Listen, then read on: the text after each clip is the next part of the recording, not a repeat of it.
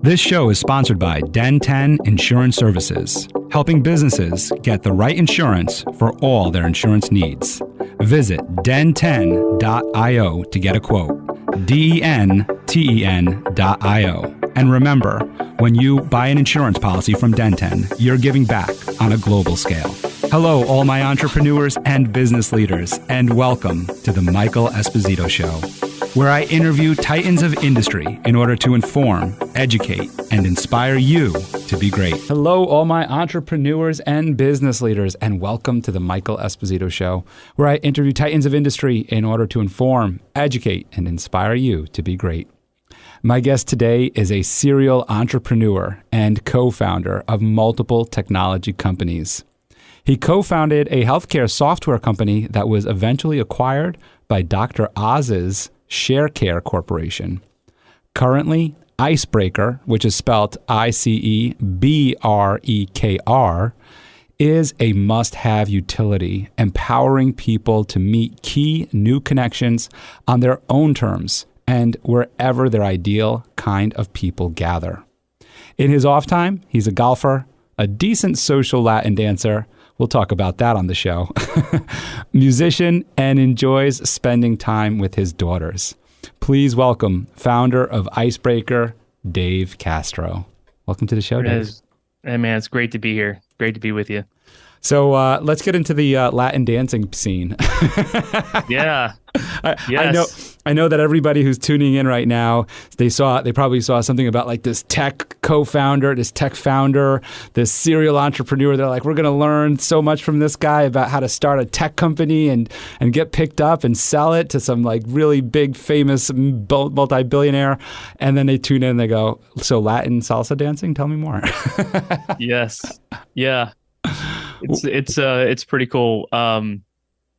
So my grandfather, my family, my dad's side of the family is Puerto Rican, and so shortly after, divorce, you kind of find yourself trying to find yourself, right? Because you can become an entity between you and your partner, and you kind of set aside, you don't have, your pie is smaller, so you don't do all the things that you would have done and so forth. But at any rate, one of the things that I did was I didn't even think I was going to get into Latin dance, salsa dancing and stuff like that. But I visited Puerto Rico, and I went to this cool place called La Factoria, and they were salsa dancing. Now, my aunt danced salsa, and she taught me a little bit, and my brother actually as well. And so I thought I knew something. I didn't know jack. These guys were so good, and there was live music. It was amazing. And I decided when I got back that that was going to be one of the things that, as I kind of dug into, my roots, I was gonna do. And I've gotten pretty decent at it, to be honest with you. I got a little busy lately, so the once a week thing has turned into maybe once or twice a month, but I can still hold my own a little bit. That's cool. It's got to be a great outlet for all of the work that you're doing. I mean, when I visited your social channels and saw a lot of the events that you're attending, sponsoring, hosting, it's just tremendous. I mean, obviously the app is really all about networking, so obviously this goes hand in hand, everything that you're doing, but when, so often in like the entrepreneurial communities and of course business leader communities, the word burnout comes up. And I think things like just some salsa dancing once a week or whatever your hobby is, right? Yeah. So tell us a little bit about that decompression. Yeah, it's it's a very very friendly, very warm community. All kind of achievers. It's interesting. The average person in there is really kind of a Enneagram 3, I guess, so to speak. They're all trying to put numbers on the board. They're all improving themselves. They're, small business owners and stuff like that. It's pretty interesting how that, how that is. But yeah, so you go there and it's a very interactive too, right? So you just get a lot of good people time, and you're separate too from your business. So you don't even necessarily talk aloud about business and those type of things there. It's a different vibe. It's very it's honestly, it's like going to a place where you're just gonna have fun, relating with someone in, you know, this kind of cool artistic dance, and it's just it's like going to get some hugs from friends and having a good time and exercise at the same time. And then you know, you got your music and you got your art part of it too. It's definitely good mental break for sure. That's cool. Yeah, that's really cool. I know exactly what you mean. I'm in a basketball league. I play basketball pretty often. All of my listeners know this very well. But what's really cool is like what you just said. Like you have all sorts of different people that are part of these, and then you just have so much fun. I remember. So I ended up taking over my league. My league's been running for like 30 years. It's really just been passed down to people who are willing to just give up their social life in order to run a basketball league. Oh, you're running it? I run our men's league that runs in the fall, which is starting soon for me, and then I play in like a Sunday group, like a friends group. But in the Sunday league, when I ended up taking it over, I ended up getting to know the guys that were in it. You know, I used to just play against them. I didn't really know who they were. But when I took it over, now I kind of needed to know who they are. And also, I'm inquisitive, as you can tell with the Michael Esposito show, right? Sure. And so I would talk to some of these guys.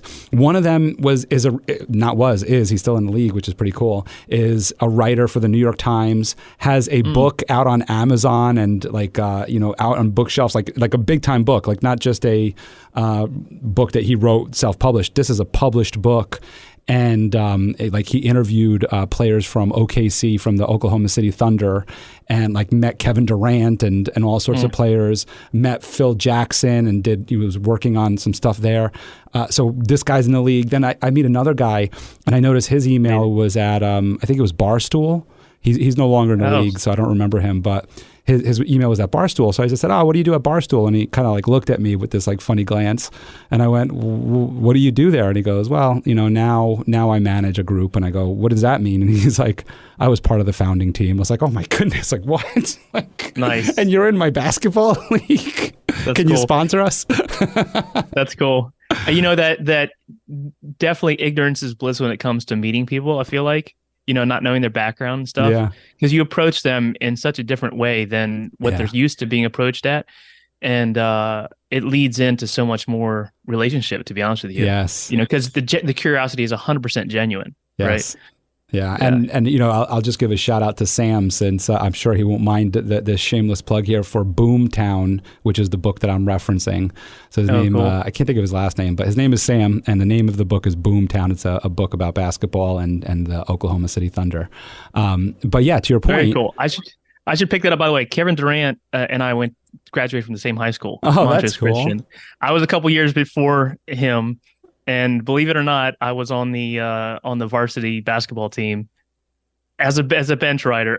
Wait a second. I was a bench warmer. Wait a second. We got to talk about. Listen, everyone. I'm not lying. Everyone, I promise you, we are going to get into the tech world. We're going to get into business. We're going to get into all sorts of entrepreneur stuff. But this is exactly what Dave and I are talking about. Is that it's about these fun little connections that we can make that make all of the work, the hard work, the grinding, the building companies, the selling all of that stuff. That's what makes it worth it. So tell us about you riding I mean, to make that team.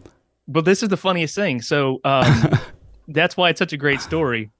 So, oh shoot, I'm going to forget the guy's name. Who was the coach?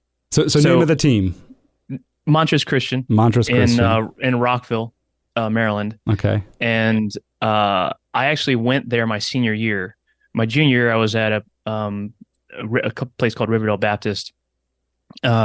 We moved, so that's why I ended up at Montrose Christian. But I made the team, but it wasn't the same. It wasn't the same team. It was before the next coach came in and brought all the players like Kevin Durant and all those guys. So when I say that I played, you know, and I was on the team, but I did get some airtime. Actually, dude, there's a great story. I don't know if I can tell it. Tell it. This actually, this is your show. This is a great like little vignette of what my my basketball season was like. I finally got game time, and we were winning.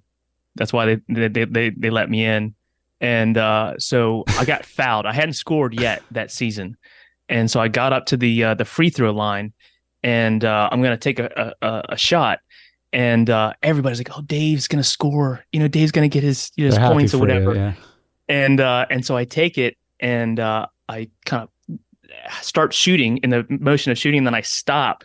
And of course, everybody goes and looks at the net. I didn't know this was illegal, but I thought it'd be hilarious because I'm just a goofball. That was my position basically on the basketball team, was just to be a goofball. And so everybody, the whole crowd, everybody looks at the net, and they couldn't figure out. And everybody's in the paint, like jostling. And I'm like, Nick, because back then that was the popular joke, is made you look. And the whole crowd bursts out laughing, and they take the ball from me and give it to the other team. And I did end up scoring in the next game before the season ended, but that was my contribution. Oh man, how bummed were you when you got the ball taken away from you? I know. I didn't think, what's going on? Oh man, that's messed up, those refs. That's pretty cool. That's really, really cool that you kind of have that in your story. I know the feeling, because I don't know if you have some background thing just in case, just so it doesn't keep going, but I went to Archbishop Malloy High School in Queens. I don't know if you're familiar with that high school, but that is where Kenny Anderson and Kenny Smith graduated from. We're talking basketball here, cool. People. We're talking basketball for Kenny a second Smith. Here. Wow, yeah. Kenny Smith, two-time champion with the Houston Rockets. So I graduated, well, I didn't graduate Malloy, but that's a whole other story. But I would have graduated in 2000. He probably graduated in the 80s or something like that. And then Kenny Smith probably graduated in the mid to late 90s, probably mid 90s.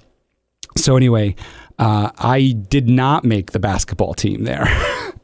I did not make the basketball team. However, I was, because I was such a hustler and I worked really hard on the court, the coach would let me practice with the varsity team. So every once in a while I would get to practice and run with the varsity guys. And this one day I didn't bring any of my basketball stuff. And guess who's in the gym? Kenny Smith. So Kenny Smith shows up to do a shoot around with the guys on the varsity team. So I run in there. I'm just like, oh my goodness, I got to play with Kenny Smith.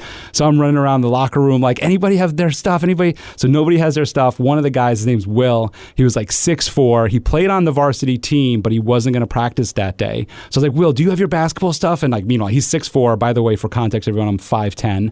And he's like, no, I don't have my basketball stuff, but I have my track stuff. And if anybody knows what track equipment looks like, I mean, it's short shorts and it's a long jersey with like a huge like opening at the chest area. And then it's like track shoes are just these floppy, like canoe looking type shoes. And he's 6'4", right? So it's all huge. And he's like, this is all I have. I was like, I'll wear it. I got it. I'm wearing it.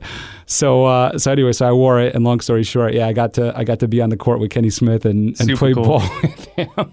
That's awesome. Did you trip over your shoes at all? The only thing I could think of is pardon the pun here for everybody, but he probably was just thinking like, who is this crazy white boy right now? That's awesome. All I could, like, I didn't really have any interaction with him. I just remember seeing him shoot and he just wouldn't miss. Like, I definitely wasn't guarding him. I was guarding one of my peers. But I just remember seeing him and he was just, everything he put up went in. It was just crazy. We were we were in awe. It was pretty cool. That is cool.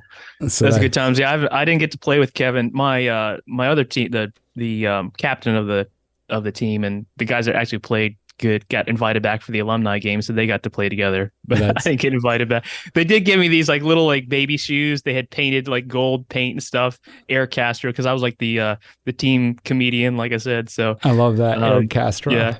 Well, and I mean, so obviously we're talking a lot about basketball. We're talking about some side hobbies. And like I said, I think that, it's important that we recognize how how these hobbies and doing things outside of the game, outside of the hustle, outside of the hustle of working hard, help us be able to continue and do the work that we're doing. And I also appreciate what you said in all of this, and I think it's going to go into your app now, because about the networking piece is that it's not always about business. Like, it's not always about, so what do you do and what's your position and how can I help you and how can you help me in business? It's about getting to know the individual. And I think when we go back to IceBrekr, you and I had a conversation about IceBrekr when we did our IG Live together. And it's really just about making a connection with people from a place of commonality of hey, you and I both like basketball. We might put that in the app of like, meet somebody nearby that likes basketball, so that we can connect on a social level that could lead to business. And I mean, a lot of the time, the relationships that I have, and I'm sure you can feel the same, or this resonates with you, is that a lot of the relationships I have that are formed out of a true relationship like this, like a basketball conversation, like, and that's a very good example, lead to business. And I say it's a really good example because for the most of the guys that I play basketball with become my clients on the insurance side, and or introduce me to future clients and things of that nature. And it all comes out of just talking basketball, Yeah, totally. And if the person isn't a potential client, because there's things that we sell that maybe are more niche, kind of buyers. Very likely that person knows your niche buyer too. That other person's in. So you turn them into an ally. So it's always relationships are always good business, right? So it's either a potential partner, potential client, or a potential ally. Somebody who's going to refer within their friendship circles. So, relationships, are huge, and I talk a lot about them on the podcast.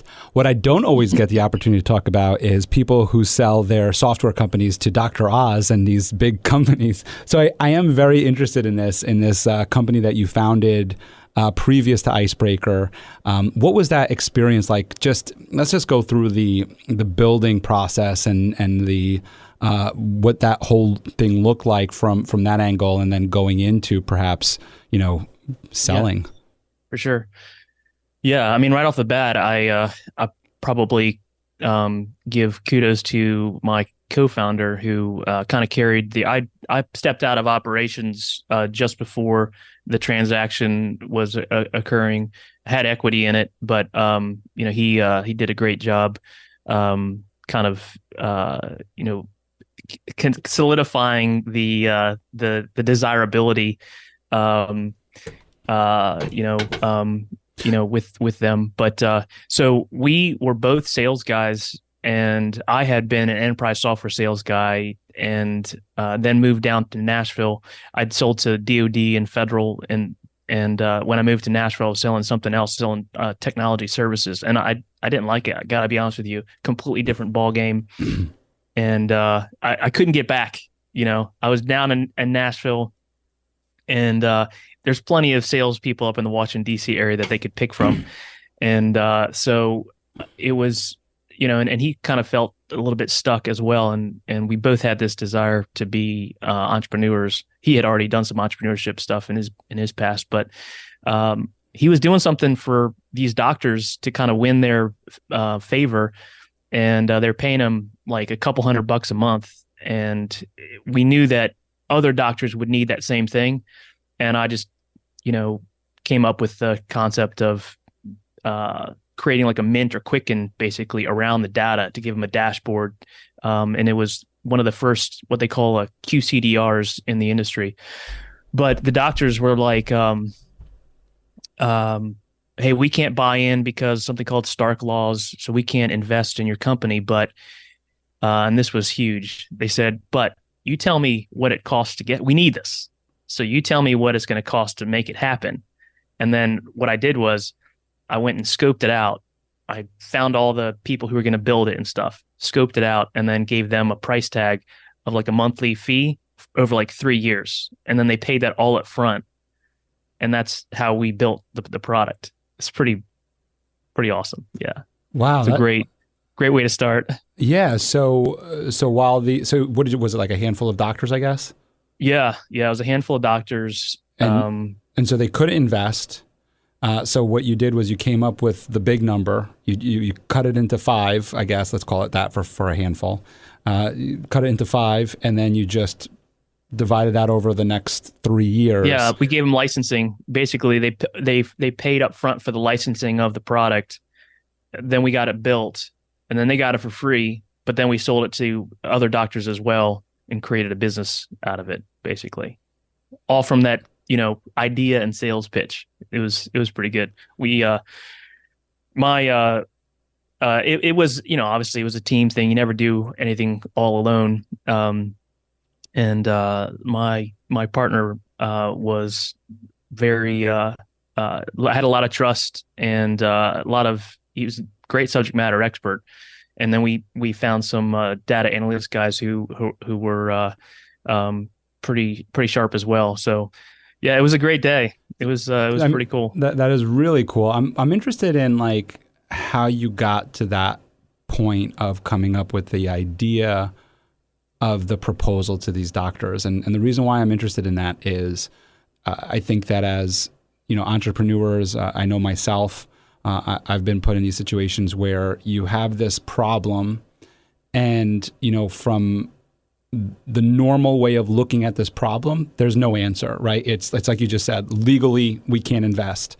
And on your end, it's we need this capital. And the two sides aren't meeting and you're like, how do we figure this out? And this is a problem that entrepreneurs deal with on a regular basis. Business leaders deal with on a regular basis too. And it really comes down to thinking outside of the box. Absolutely. And kind of mapping out different solutions and iterations of everything. And so what I'm interested in is how did you come to this? Like, so you get hit with, they can't invest and we need X. What was the conversations like that you and your partner and your team started having? So we knew we needed to, we knew we were going to build it.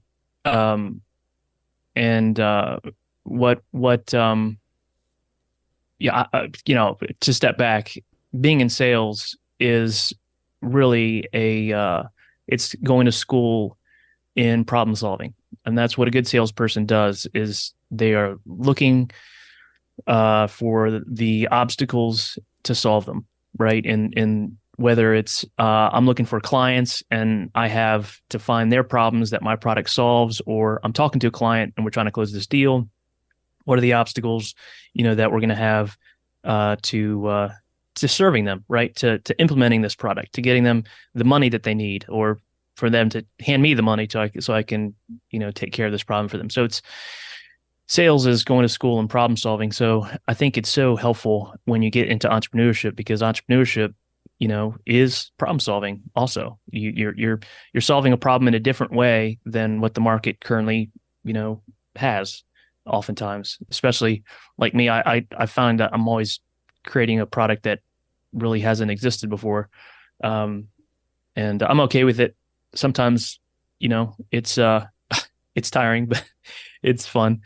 But so I think, when we were talking with them about the situation, we kind of already knew, we were already committed to the end goal, and so being committed to the end goal, knowing that these folks needed it, and then kind of coming up with some suggestions that were okay with being shot down. We'll find out, find out another way. So, you don't you don't ask, you don't get. And I think we were just creative and not afraid to be out there, to throw some things out there. Yeah. Yeah. I mean, like what I got from that, and I appreciate you kind of going through that a little bit, is what I would put in this for everybody who's listening here is what it came down to was having the ability to be a problem solver and to be creative and to think outside of the box. So that's one, is like when you go back into the different experiences you have in your life, if sales was one of those experiences, to tap into that, or if being creative is one of your experiences, is to tap into that. Obviously having a sales background, and I agree with you 100%. I mean, by having a sales background, it just gives you a huge advantage as an entrepreneur, because you learn about pipelines, you learn about sales cycle, you learn about how to open and close a deal, you learn about networking and all the rest. So I think it's just huge. I love that you bring that up. The other thing that you talked about that I heard in there that I wrote down was determination and a commitment to the end goal, which is huge in anything we talk about in terms of entrepreneurship and business, and that we have to be committed to the end goal. And we have to see it clearly and be able to share that message with others clearly so that they can see it just as clearly as we see it. And that determination is huge. And just to kind of like wrap this part up is what I really appreciate from all of this is being okay with putting ideas out and them getting rejected. That's another huge thing I think that we talk about so often, is that the reason why people don't take a chance or don't start a business or don't, open up this new department or try a new product is because they're afraid it's going to get shut down or they're afraid it's going to fail. And in this, if you don't put out these ideas, you're not planting seeds in the other people's minds to grow and to develop into new ideas. And so you got to put out these ideas, even if they get shot down. At least you got them thinking in that kind of direction for another solution with you. And so I thought that, that's really great on how you broke that down for us. Yeah. When you have a vision of where you're going and let the universe kind of help it along. And like you said, throwing those ideas out is another way of kind of planting seeds, but you're going to achieve that vision. You just need to look for the solution, right? Right. The how will come, as they say. I love that. I love putting it all out in the universe. And then, so obviously you make this really cool sale, and I think that's a really cool notch in the belt. What was that day like? Well, tell us a little bit about that feeling that you had. I think the feeling is so important for us to hear. I've had a couple of those moments of that feeling, and there's always a little bit of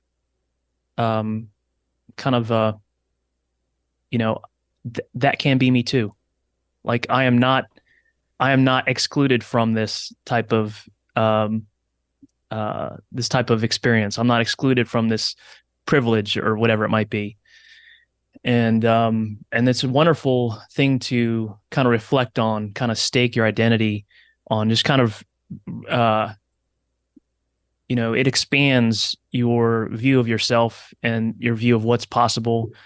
So yeah, it's a great feeling. It's that feeling of, again, it's like, gosh, it's also within my reach too. It's possible for me too. So, and it really is possible for everybody too. It's just timing and, being, it really is doing the things, the right things, with the right people, and when the time comes, it'll happen. But it's just the preparation beforehand, right?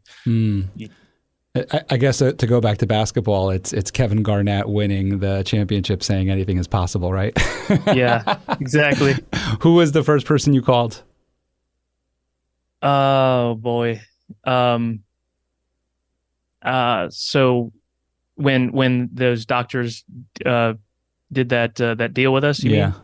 Yeah. When you knew, that or the sale, whichever one made you the most excited one, whichever one. Yeah. I probably my sale of the company, I think it was my sister, and then the doctor's thing was definitely my wife at the time. So tell us about your sister. What was the significance there?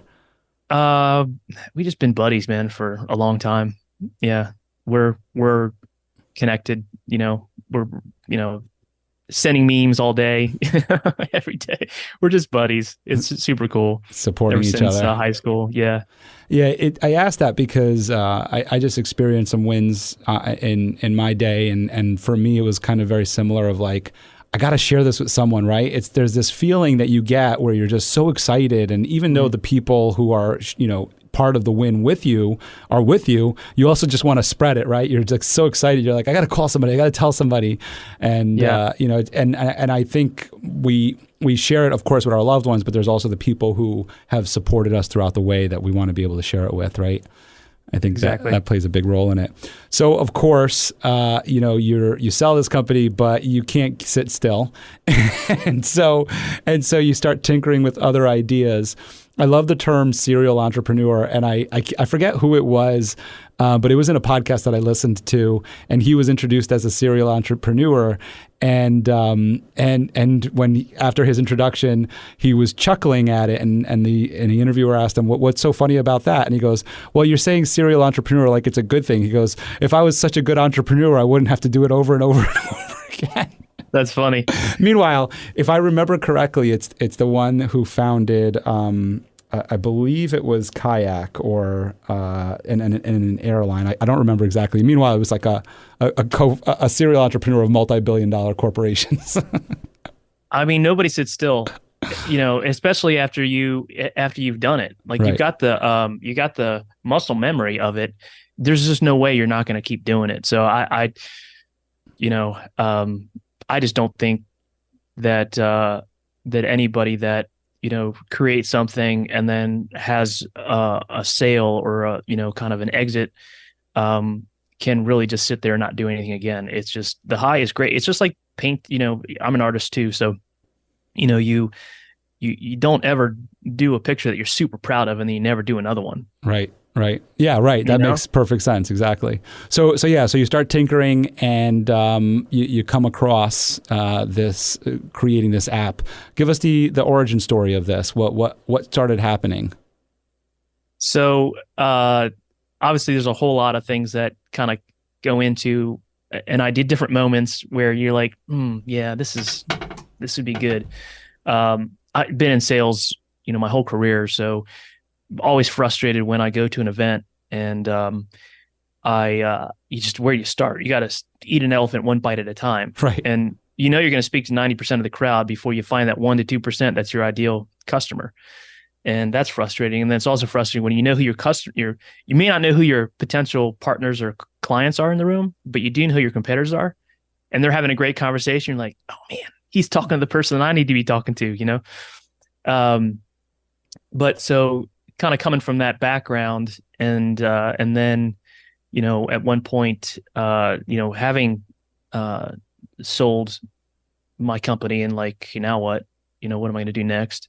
And then also being divorced. So, kind of starting from scratch on the personal kind of connection side. So that was definitely in my mind. And I didn't think I wanted to get back into do more in healthcare.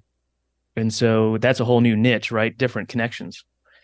And I'm driving down, I'll tell you this one, there's another like aha moment story, but I'm driving down the highway, I'm going like 70 miles an hour or something, and speed limit 75. But I was connecting my phone to the radio, and I'm not kidding. This was like an older car that we don't do that type of stuff in the middle of the road anymore. And I'm picking up other people's phones as they're going by me, at like 80. And that's kind of where, some of those tech, the data points I have in the back of my head, they kind of clicked, and I just was like, okay, so I'm connecting with them at this speed as they get by me, as they get close to me. That's a radio signal, and that's got its own unique identification. And that is coming from their phone, which is like an appendage, never goes more than 6 feet away from that person, probably their whole life. And then I'm just pulling that string, right? So that means that if we have a permission-based network, basically, folks can attach whatever they want to share about themselves to that. Anyway, so that's kind of how the idea, came about, is the recognition that, there's this unique universal identifier broadcasting that, if you pick the right permissions, that they can share basically a virtual name badge. And then from there, the beauty is now I get to filter that. So now I'm picking up, the people in this room, their virtual name badges, and I know whatever they want me to know about them, and I can filter for my ideal connection based upon that. I love that this came out of you just driving down the highway. This is really cool. It's so true though. It's like some of the best ideas, they happen just out of nowhere. But it goes back to what you just said of like connecting the data points in the back of your mind of hey, wait a second. In that moment when you were driving down and you're going, hey, wait a second. Did you start connecting it to the app, or was that just like a wait a minute and then you still had to like kind of go back and weeks went by? Yeah. So here's some of the other like sub points on that. So my ex was my wife at the time was not well. I had to go to this Costco or some big box store to get some feminine products, and I had no idea where the heck to start. Like what aisle? Like, clueless. And so that was actually one of the I had an idea for a product that would enable somebody to identify and just say the product in and then it would help you to get to that particular part of the aisle. Home Depot has that now. The app, that kind of app hasn't been created yet. There's still that should still be a thing, but anyway, I had a name for it and all that stuff. But then I actually, that was the idea that I had for me and my co-founder of that healthcare product, but we mothballed it because we didn't think we had enough history yet to get the funding that we needed to build it, to be honest with you. So that was already like a thing. So then when I'm driving down the road and that happens, like, that's kind of where it clicked. I'm like, okay, this is a better, opportunity. It's in the space that I understand, networking and those type of things. And, in some ways easier to get started. But that was another kind of point that made me want to do it. Well, that's so interesting to me because, so often we disregard some of the work that we do and we think it's a waste of time. We go, oh, that was such a waste of time. Or, it's like I spent months or weeks working on this, maybe product iterations and some development that goes into it, some research, time writing, business plan, marketing. And then, it feels like it's all for naught, but then look at what it becomes later down the road. And I think it's such a great lesson for all of us to hear of when you're playing, I love Simon Sinek. He talks about the infinite game, right? You ever hear him talk about this, the infinite game? I have not actually. In that, like when you play the finite game, it's like there's a start and there's an end, right? And if there's a start and an end, then a lot of this stuff is a waste of time, right? Because there's just a start and there's an end. But when you're playing the infinite game, it's like the game just never ends, right? It's endless. And so if it's infinite, then you come up with something like this and it's like, well, it doesn't work right now. That's so cool. I love but it will work somewhere else. I love it. My coach, I think everybody needs a coach, executive coach, and I've had multiple ones and they've all helped me move forward. And he had me write down some of my principles, and one of them is that if each step is both if each step is both an achievement and a beginning, you'll never fail. Which is what you're saying. It's the infinite game. Like I need to read that. Is that a book? Is that a Simon Sinek book? I think it was a quote that I heard him say in a YouTube. I love that. Video. I get a lot of. I've gone through the University of YouTube.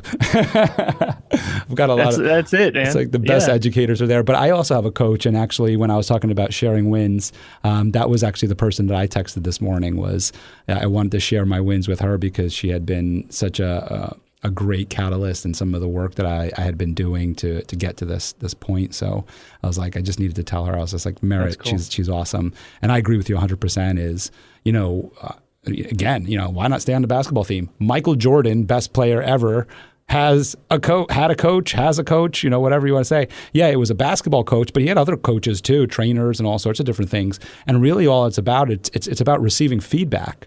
Right. Phil Jackson didn't make Michael Jordan a better player, but what he did was he gave Michael feedback. He gave him feedback of, hey, you need to pick up on defense. You need to start passing a little bit more. You need to incorporate these different team members in. And that feedback is what a great player or a great entrepreneur or business leader receives and then starts applying to the work that they do. And that's really what a great coach does is they just are there to provide feedback. Mm-hmm. And resources, of course. So tell us more now about this story now. So you've kind of like taken something off the shelf, you blew the dust off of it, you're putting it together with this aha moment that you have while driving down the highway. What are the next steps now? So now you start, I guess, are you the developer? Are you seeking developers? Yeah. So then it's just a lot of, and probably other people might do writing. For me, it's just a lot of thinking. It's like punching holes. Think about like all the reasons why this might not work. Technically, consumer wise, people's, dislike for the concept or whatever it might be, punch all the holes you can, and who your niche client is, and those type of things. So just a lot of thinking, jotting notes. When you take it all, pull that string all the way to the end on the problem until you find a solution, and then how strong is that solution, right? So you write down, like, you punch the holes, you may even write those down, and then now you're writing down the solution to whatever that is, and then you kind of sit on it, like how strong is that answer to that objection, and then you do that for a lot, and then for a lot, a lot, and then once you feel like you're convinced, because you're the one that you have to convince first. Like if you ain't convinced, game over. But it's weird because you got to be both convinced and also be open for more data. So you're convinced based upon the data that you have and the consideration that you've had on the data. You've come to conclusions, but that's not the full data set. You're not infinitely wise, right? So then you've got to open the door and let somebody else in on it, and then consider what they're saying, and then find solutions for those things, and consider how strong those things are. So that's a process. And then one of those things, I want to pause you in that process. When you're talking about thinking and punching holes, I'm interested in what thinking looks like for you. Is it meditating? Is it sitting still and quiet? Is it writing? Like, what is thinking? Man, I love problem solving. That's, I think, what I've enjoyed most in my career, whether it's sales and closing a deal. It's finding ways like that. That healthcare product was Visualize Health was the name of the product.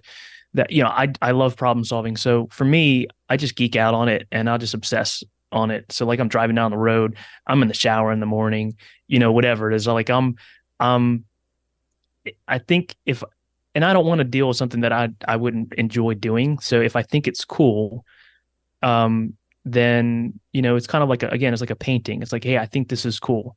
If you're an artist and you're painting or drawing something that you don't think is cool, you're not going to finish it. Mm-hmm. Yeah, it's going to be meh. You're not going to have the patience to do, or the inspiration to. What's the point of it? So I'll just obsess over something that I think is kind of a cool idea. So thinking for you is it's not just sitting still. It's running through your mind while you're doing daily activities. Right. And you're keeping busy. You're doing different things. You're driving. You're whatever it is that maybe you're shooting some hoops, and it's constantly going through your mind. You're playing out all the different scenarios, and that's what I'm getting from when you're talking about punching holes.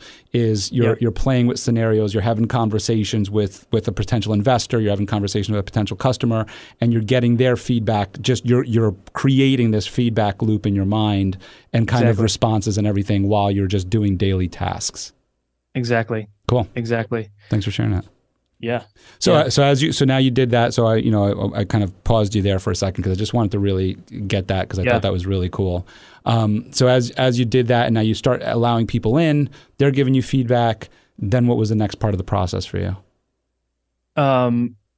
So you take that.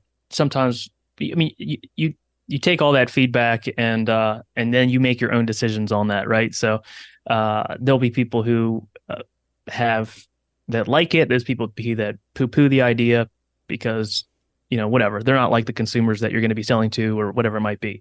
But you really want to consider all that stuff. But then what I did was start wireframing, and I wireframed paper-wise in my journal first, and then from there I then moved to wireframing using PowerPoint, to be honest, because I that was the accessible thing that I was familiar with, building presentations and stuff. And I got pretty creative on making that the wireframing tool that I was using to build the UI and the screens and that type of thing. Tell us what wireframing is.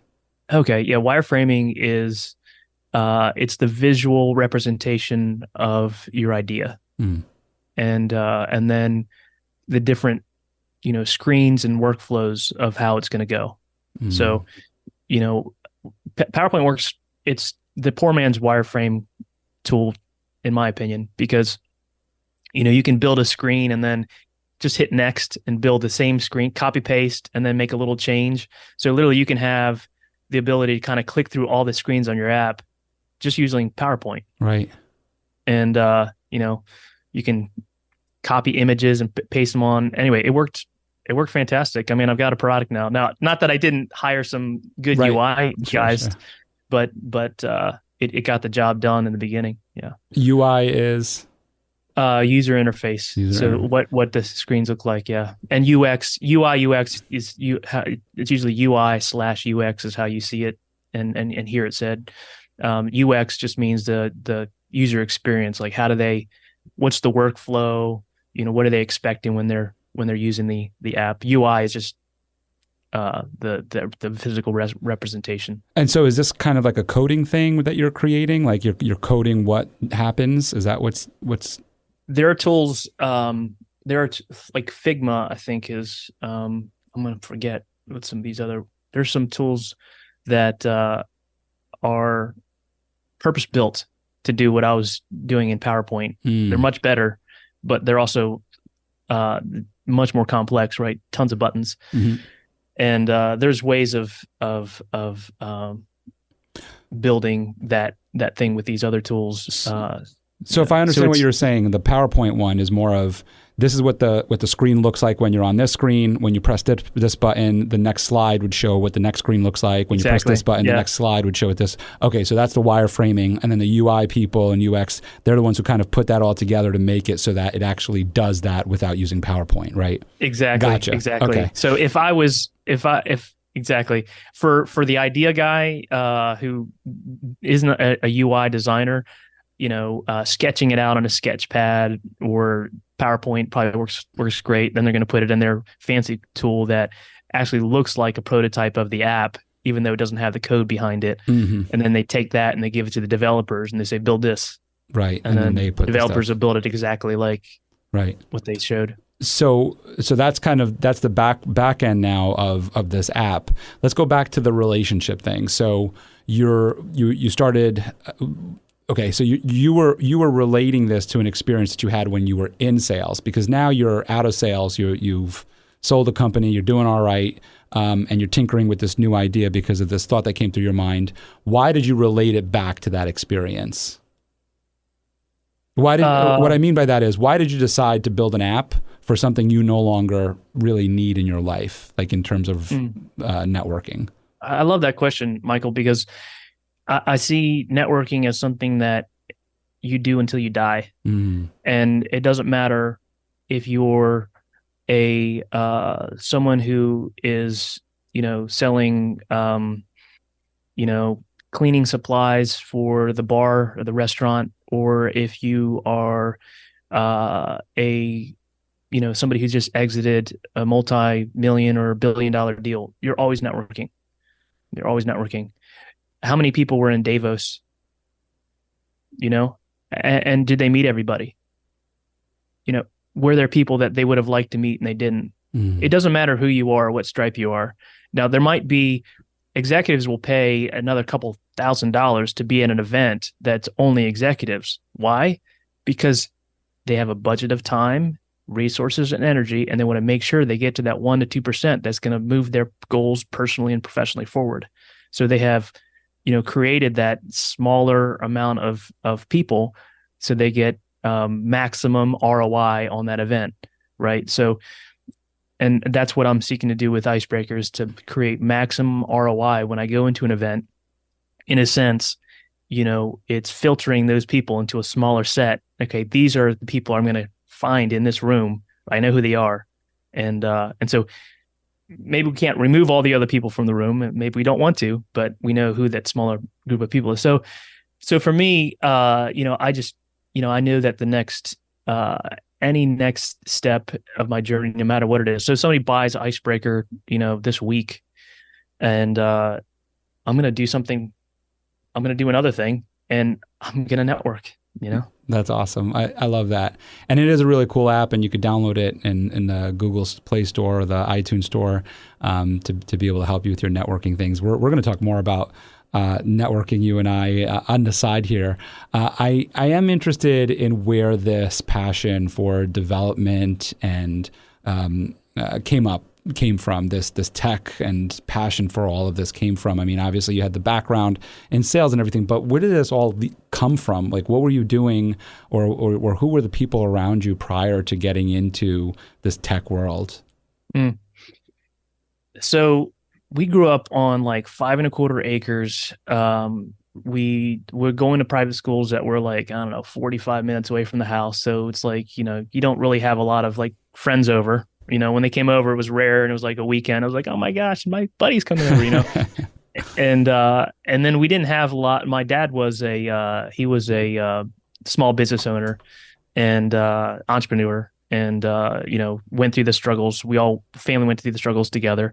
So didn't have a ton of resources at the time, and I just found my joy, my peace, my intrigue in creating stuff and imagination and being out in the woods and figuring out how to, make stuff. Like I made, all kinds of, nunchucks and, shoot. Ninja Turtle inspired. Oh yeah. We did all the things, and so, I think, I just never really, wanted to do anything else but build cool stuff. And I wanted to be a developer actually initially. And when I went to school, it was different than now. It was, not to date myself, but like the guy who taught my Pascal class, he honestly, bless him, he didn't look like he took a shower for like 2 weeks. And he could barely like communicate. And I was like, there's no way I'm going to do this for 4 years. And that's why I didn't go through the developer route. If the guys that are teaching today had been there, I probably would have ended up in the development role and maybe would have done the same thing. But I'm glad that worked out that way, because then I got the sales part, which I think has been critical. Mm-hmm. Yeah, that's funny. If you would have showered, you might have been a developer. Yeah. So I switched to like marketing emphasis, and then I got pulled into this small startup, owner in the black lab in the basement, and that started the sales career. That's pretty cool. It's funny how our careers kind of like take these side turns from our passions, but also always come back, like what you said earlier about how sales played such an integral role in what you do today. I think, back to our childhoods and as you just described there, of having this desire to always tinker and to always create and come up with new things, and you're an artist, and so it makes perfect sense that you would kind of take that artistry and bring it to the passion of creating apps and creating these different user interfaces, as we've been talking about. It really does. It's really cool to see how we can apply certain passions to different places in the business world, different industries in the business world. It's really cool. I've had a similar experience in my life of wanting to be an actor when I was a kid to, look at what I've done with it today of, starting a podcast and, starting an insurance agency and all this other stuff. And but the actor thing, when you look at it from a lens of, but you're not an actor today, Michael, right? That's true. But what did I want out of being an actor? It was that I wanted to have this variety of different characters in my life. And that's kind of what I get to be today. I get to inspire others. I get to have others enjoy and learn and do different things. And I get to be all these different characters. And that's really what I wanted out of being an actor. And it's interesting, like with you, of like going out in the woods and building different things and tinkering with things. And then you take this like path of wanting to be in tech, but then don't. and then, but yet you can bring it all back to that, which is, I just think it's so cool. It is cool. It's, whenever I look back on the trajectory of the arc, I tend to come back to the same conclusion that, I wouldn't change it. It's amazing. So as we kind of like go into more on the personal side of things, I know that you said you're a golfer and you're still an athlete. So do you still play basketball? And tell us a little bit about the golfing expeditions that you go out on. Yeah. So man, my dad was a golfer, is a golfer. My grandfather was a good golfer on my mom's side, and I just wanted to spend more time with them. So that's why I took an elective in college to help me learn. And it worked. I got out there with my dad and my grandfather, and I put enough time in. I love nature, based upon the story. It's probably not surprising, but and so I put in enough time that I actually enjoy the golf part and not just the walk part. Who is it says? I think Benjamin Franklin said that golf is a nice walk ruined. I think that was him that said that. I've heard. So you got to put in the time and the money to get to the place where you're hitting consistently enough that you really enjoy it. Now for me it's like zen. Seriously, I'm like on a high for a couple of days after I play. And I really should play more. I say this all the time.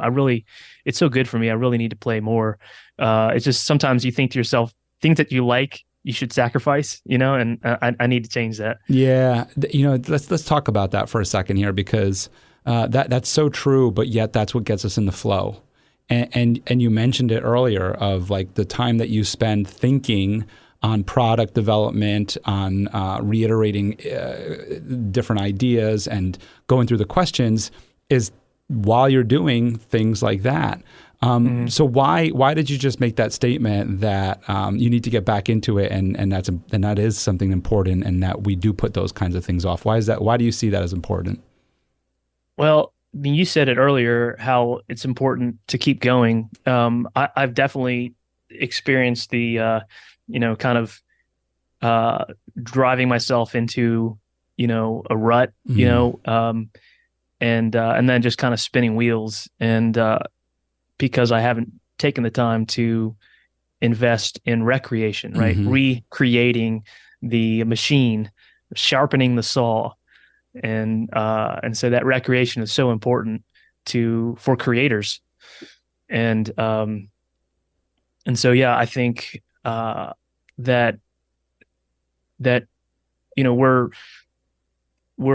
I love the emphasis on hard work and drive and motivation and all those things. I think those are all super valuable. And I think we do hear a lot about making sure that we put our oxygen mask on first and take care of ourselves. Self-care, I think we call it. But it is a little bit it is something you have to be intentional about. And I think I can tend to not do the things that really provide that recreation. And yet I still pause, but my pauses are not as impactful. So, right, I can putter around the house or do something that isn't as impactful of a recreation as maybe going golfing or something like that. And somehow that feels good because it's not as much like I'm sacrificing. Recreation shouldn't be sacrificed. Right. It should be prioritized. So I'm speaking to myself. I'm preaching to myself. Right. I love it. I love it. And what I'm hearing there too is intentionality. Is that when you're intentional is when you're kind of getting the positive feedback that you're looking for from that. Let's say that golf outing, like you said, the Zen moment. Exactly. Because the pause is, okay, so you're not working, but are you reinvigorated? Are you re-envisioned? And if you're not, okay, there's some value in rest, but those things that we all have in our mind right now, as I'm saying this, are the things that are going to reinvigorate, re-energize, recreate that engine, right? That fire. I love that. I've never heard the breakdown of recreation into recreation, and I've never even thought of it that way. And I absolutely love that recreation. I really love that. That's like, cool. For me, that made this whole podcast. Cool. Like all you did was just break a word, put a hyphen in front of it for me. That's awesome. We figured it out. You mentioned Haley sent over your bio to me, and so obviously it was written out with thought. And you mentioned your daughters in it, so I'm interested into your daughters and the time that you spend with them and what you guys do together. Yeah. So, man, I have 5. My older 2 You are have super 5 busy. daughters? I have 5 girls. Yeah. So I guess you figured out that doesn't help me on Hinge or Bumble. I got to tell you. I guess you found that Costco aisle then. 5 kids. What's that? I guess you found that Costco aisle. Yeah, you can't miss it now. Well, thankfully, they'll take care of that. But yeah. So you have 5 daughters. Definitely, man, they're awesome. I super proud of them. And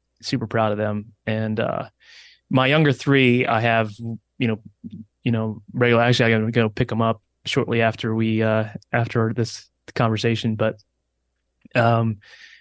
peas in a pod, man. They are artistic and talented. They sing. They're instruments now, and they're goofy like me. And so we're all about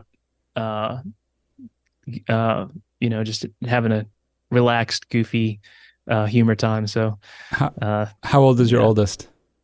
Oldest is 19. 19. So I'm going to put you on a spot here for a second. Your oldest or any of them, when they get to the point where one day they're working really hard, they're successful, of course, because they're following in mom and dad's footsteps, and they're working really hard, and they hit that moment where that we're all familiar with, right? They hit that moment. And they don't know which way to turn. They're feeling whatever, stressed out, overwhelmed. What's the piece of advice, the wisdom that you've acquired through your years, your journey, that you would share with them in that moment? So that moment being one where they are have a challenge that they don't know how to get around, or they're stressed out, or what? Yeah, hit that overwhelm button. I think of the moments where I was building my agency and was building out my team and things were going well, and then I kind of hit one of my first big challenges, and it was it was like a punch in the gut, and it was like, how am I going to figure this one out?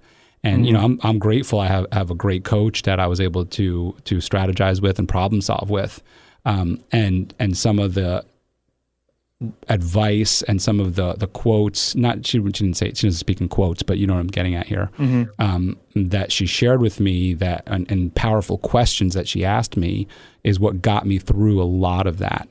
And so I'm interested, and I really asked this more of, I'm kind of reinventing the question of what would you tell yourself 10 years from now, or what would you tell your younger self? And I'm just playing off of your daughters with that question. Yeah. Yeah, I think one is patience, and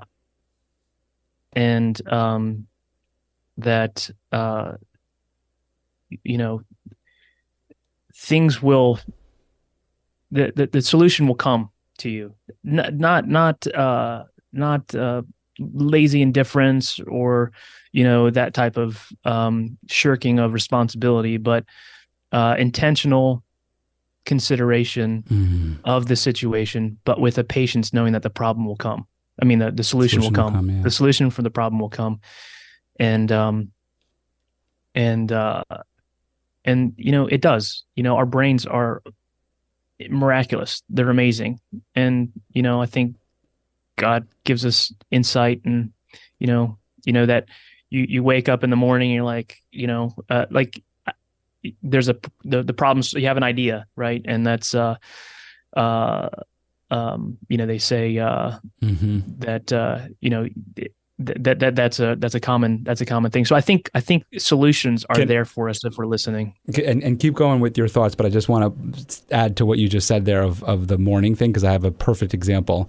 The win that I'm talking about for this morning, that I texted my coach about this morning, is exactly what you're talking about. Is yesterday, I was working through a major problem, and I was coming up with solutions, coming up with different ideas. I was calling my partner about it, and we're talking, and we're like, well, this, well, that, well, A, well, B, and we're going back and forth, back and forth, back and forth. And then this morning, 2 days ago, because this morning was when it actually hopefully came true. So 2 days ago, we're going this, that. And then the next morning I wake up and I go, this is what we do. We go with C, right? We're talking A, B, A, B, A, B, A, B. And then I wake up and I'm like, we're going with, and then C just pops in my head. And I tell my partner about C, and he's just like, well, that would be awesome if that actually happens. I'm like, well, that's what I'm pitching. And that was the conversation this morning. Pitched it. It was literally a 5-minute conversation. I had a 9:00 meeting. 9:05, the meeting ends. I called my partner back. He goes, wait, did you guys meet? I said, oh, we met. And as of right now, I mean, there's still some paperwork and stuff involved, but as of right now, we're a go on C. And it was exactly what you just said, is going to sleep on the idea of A, B, A, B, A, B, but in the morning, C came out of nowhere, thin air. I love that.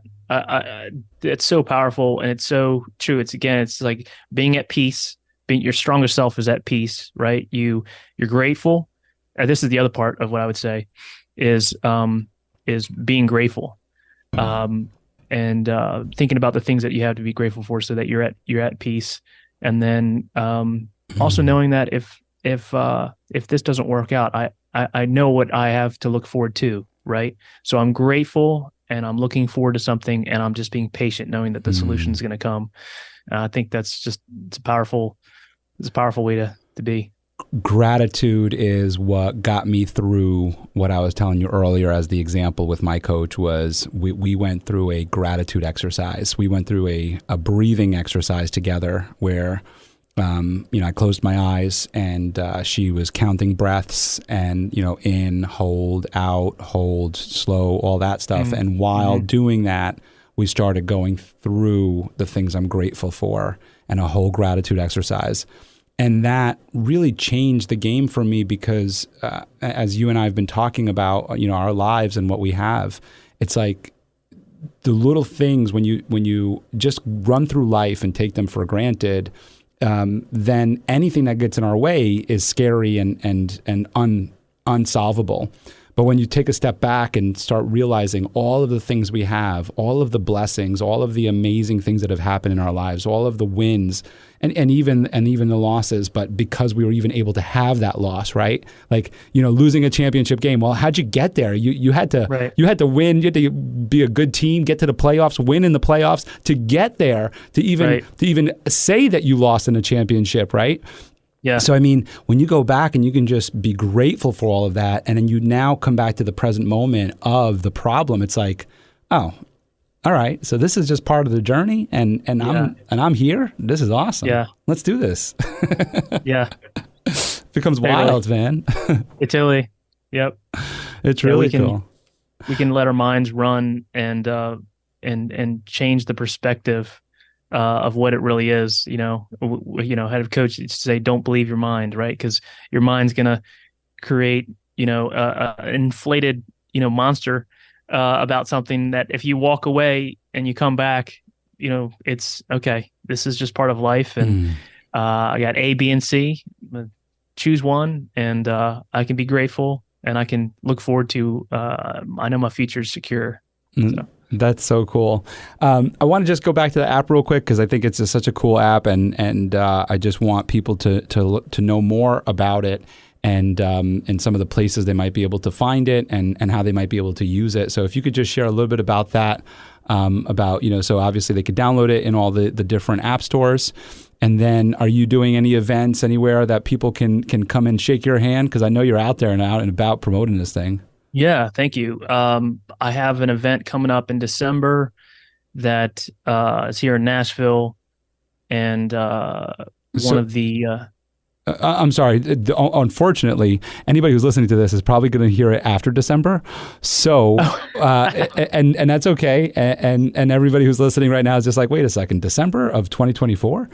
Nice. So I just want to make sure that we're aware of that. But what I mean, I guess, in the question, and I'm sorry, that's my fault for that, for setting you up that way, is you're doing events where you're going to these big conventions, right? And hosting tables. And I saw the app is on the big screen and everything. And are these, you're going to be doing conventions all year round?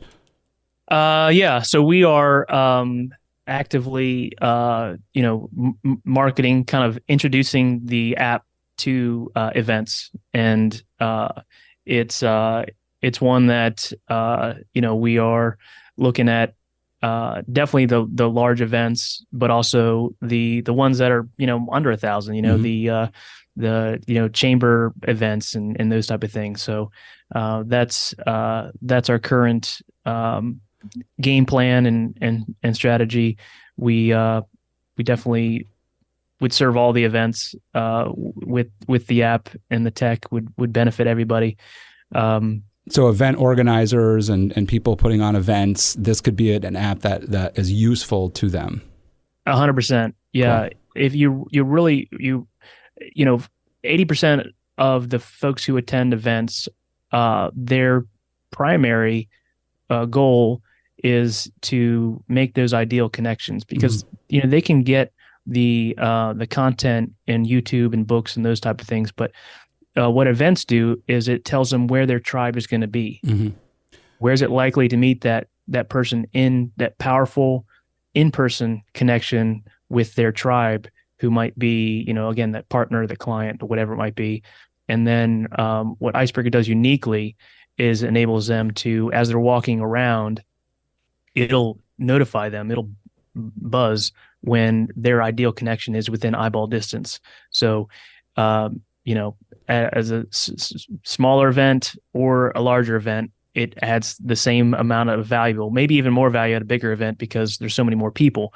But so if you're getting a lot more ROI, the attendees get a lot more ROI on the resources and the time they spend, because they're connecting with those ideal connections that they're there to meet right off the bat. So if you were speaking with an event coordinator right now, what would be their reason, or excuse me, you gave the reason, but how would they implement this? So is it just tell everybody to download the app, or is this something that they would be able to send out? Like, would there be one specific for the event? How does it work? Today, it's you would reach out you reach out to me, and I would assist. We have kind of a process for that to streamline it, make it easy. It's really about the process, streamline the process of onboarding the attendees so they get the maximum out of it. And so we have a process for that, and they would just interact with me, and I'd take care of them. And I have somebody else on my team if we need to scale. But do the attendees then, if the event coordinator puts on or if the event coordinator reaches out to you and works with you on using the app for the event, do the attendees have to then download the app? They do. The way okay. The ideal way it works is that I give the host the promo code, a link. They then give that link to their attendees, and when they click on that link, it takes them to their appropriate app store, which they go in and they install it. And then if they sign in with LinkedIn, it'll populate like a skeletal profile. And the more they say about themselves, the more value they're going to get out of it, and the more value other people will get out of it. But they'll fill out their profile, and then it'll drop them into an event discovery screen. So with one link, they click, and it takes them through the process, and they drop them into their discovery screen. And that's a private screen, so it's got password protected, so other people can't join in. But the beauty of that is that folks can see who's coming. It depends on when you want to open it up. They can see who's coming tomorrow or on Friday or whenever the event is, however much time that you want to, have them drop in before the event. And we've seen a lot of great feedback and value out of that, because then people show up and they feel like they've already met some of these people. They already know who's coming, and they already know who they want to meet. And then if they're nearby again, it'll notify them. They can see who's nearby. So you still have that wonderful value. And then oftentimes they're not meeting everybody at the event because, Right. hundreds of people. So then after the event, if you keep the room open a little bit, then folks can still kind of reach out to people who weren't there. And again, if the event host, communicates to them, hey, we're using this app, install it, fill out your profile, then folks, even after the event, can still be getting value out of it, connecting with people who are their ideal connections. And, I have testimonies of people who had that are, so excited about the pre-event discovery screen experience, and then at the event, and then after the event. So I've got them all. I need to yeah. I mean, the reason why I was so curious on all of that is because you and I had talked about this, but I'm very active in my chambers, in my chamber of commerces, and on different committees, and I go to so many networking events. Like, I mean, I'm always just talking with my wife about, can I go to this one? Can I go to that one? I'm a big networker. I enjoy it. I'm one of the rare people, and I know that I'm rare because so many people complain about networking. But I really enjoy going to networking events and meeting new people and having great conversations and popping around the room and introductions to different people. I love it. I absolutely do.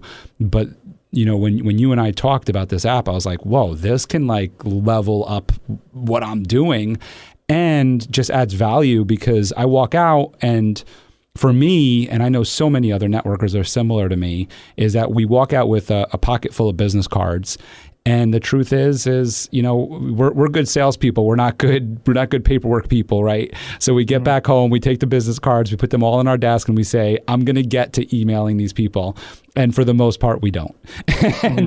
And when I spoke with you about the app, you're like, well, you got pretty much essentially like a spreadsheet, and you could just click on them and do it. I would actually do that if it was that easy. Yeah. Honestly, people don't even have to, people are setting up meetings like during a breakout just session. Through that. And they're connecting on the LinkedIn or Instagram. Some people don't have LinkedIn. They just use Instagram and messaging and setting up coffees for the next week after the event. But yeah, you'd have all those connections in there. I love that, because that's what I always, whenever I mentor someone about networking, is I'm always like, you're not selling at the event. You're there to build a relationship, to build a bond. You're of course there to learn whether this is the right person to interact with, which obviously your app helps with. But you're not there to sell. You're there to make a connection, and then set up coffee, set up a meeting. Agreed. And that's where the real sale comes from, or the build on the relationship comes from. And I love that, because like when I go to networking events, that's is essentially what I do. I pull out my calendar app, and I'm like, all right, when do you want to meet? And then it's like, all right, good. Because otherwise, if I put their business card in my pocket, I'm losing it. That's the truth. Yeah. Yeah, and the whole vibe kind of disappears after a few days. Oh my goodness! Really, you gotta get it while it's warm. Yeah, you got it. So I love that, and that's why I wanted to ask you about that, because it's certainly something I want to bring up to my chambers about, like introducing something like this. And I think any event coordinators who are listening right now, anybody who's involved in their networking circles like I'm involved, to bring it up to someone. And I say this only because I just see it as just such a great value to us as networkers, as people who are out there just trying to meet new people. It's just such a great value to be able to just, boom, I know who I'm meeting and have it all in one place. So I was really excited to get to know you and learn more about this app. Like, this is all a lot of like personal curiosity that's come out of this Thanks, conversation today. It's fun. It is cool. This has been awesome. Just real quick, because I always like to just touch on this. When I think about the things that we're doing in our communities, I'm interested in who inspired you, and to give them a shout out. So if there's someone in your life who had inspired you in all the work that you do right today, who is that person, and if you can give them a shout out? Yeah. Well, I gotta be honest with you. My hero growing up, and still is somebody that I think about in terms of what he would do, or how he would be, is my grandfather. And so he was he kind of anchored the room. He had that presence, gentle, but he was a badass.